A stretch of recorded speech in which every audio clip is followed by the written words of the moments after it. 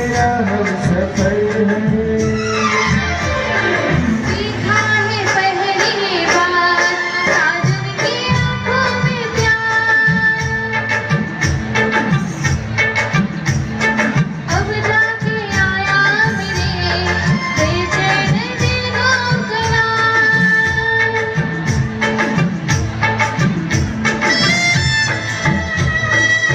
महिला भगिनीला विनंती आहे आपल्या भोजनाची व्यवस्थापन चालू झालेलं आहे।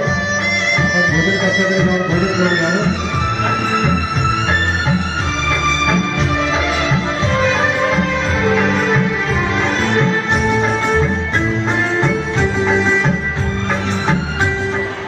धन्यवाद।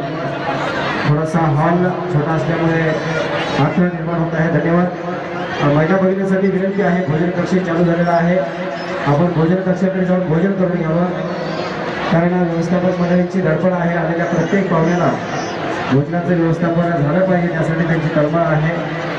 आणि विनंती आहे माता भगिनींच्या पवित्र चरणी की आपण भोजन कक्षाकडे जाऊन भोजन करून घ्यावं।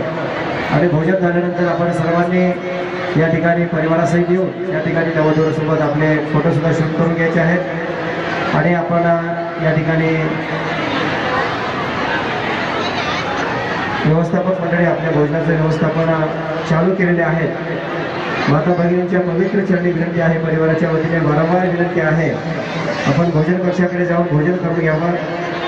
भोजनाचं व्यवस्थापन माता भगिनींसाठी खुलं केलेलं आहे, आपल्यासाठी हॉल खुला केलेला आहे।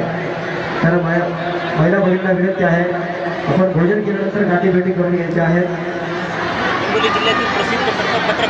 हिंगोली जिल्ह्यातील प्रसिद्ध पत्रकार गोविंदरावजी देशमुख डोंगरकडेकर यांचं सुद्धा या ठिकाणी आगमन झालेलं आहे। त्यांचे सुद्धा या ठिकाणी शब्दसुमनाने हार्दिक स्वागत आहे।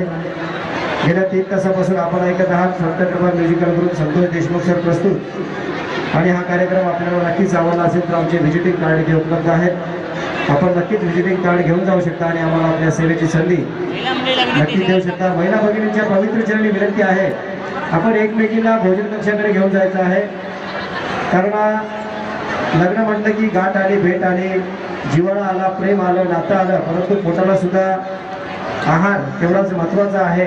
आणि वेळ झालेला आहे, त्यामुळे परिवाराच्या वतीने व्यवस्थापक मंडळी आपल्याला भोजन वाटपासाठी आपली आतुरतेने वाट पाहत आहेत। तत्पूर्वी विनंती आहे महिला भगिनींना की आपण एकमेकींना भोजन चालू झालं असं सांगून एकमेकींना भोजन कक्षाकडे घेऊन जाण्याची कृपा करावी अशी नम्र प्रार्थना। बंद करायचं